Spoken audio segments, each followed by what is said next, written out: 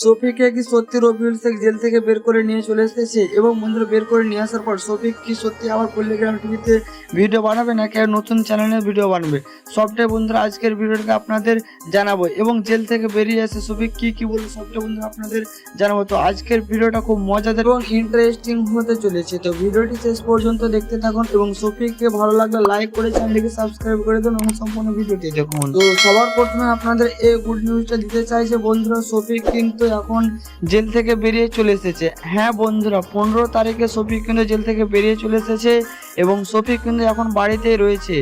এবং যে তারা নামে যে মেয়েটা শফিকের বিরুদ্ধে যে কমপ্লেনগুলো করেছিল, সে কমপ্লেনগুলো কিন্তু উঠিয়ে নিয়েছে তারা ফ্যামিলি থেকে। এরপর আপনারা ভাবছেন শফিক কি তাহলে তারাকে আর বিয়ে করবে না, তাদের কি সম্পর্ক শেষ? না বন্ধুরা, শফিক এবং তারার কিন্তু বিয়ে হতে চলেছে সামনে খুব ধুমধাম করে। যখনই 18 বছর পূর্ণ হয়ে যাবে তখনই তারার সাথে শফিকের বিয়ে হবে। এখন শফিকের বাড়ির আন্ডারে থাকবে এবং তারার বাড়ির আন্ডারে থাকবে, কিন্তু এখন বিয়ে আর হবে না। যখনই 18 বছর পূর্ণ হয়ে যাবে তখনই ধুমধাম করে বিয়ে হবে।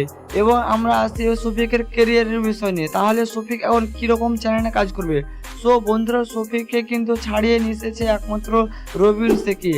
আর এটা আমরাও দীর্ঘ বিশ্বাস ছিল যে রবিউল শেখকেই কিন্তু শফিককে ছোটাবার জন্য এগিয়ে আসবে।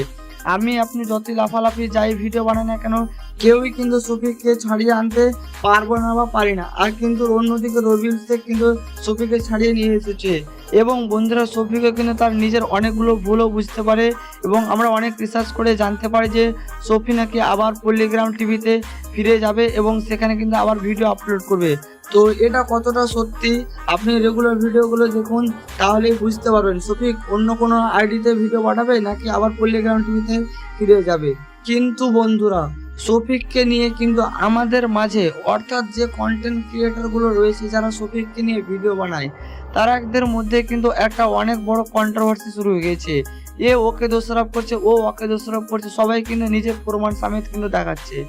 কিন্তু কে ভুল আর কে ঠিক সেটা একমাত্র শফিকই জানে এবং ওরাই বলতে পারবে। আমরা ওই সমস্ত ভিডিওগুলো বেশি দেখি যে কোনটা ভুল কোনটা ঠিক, কিন্তু কোনোটাই আমাদের মাথায় ঢুকে না, সব কি বাউন্সার যাচ্ছে।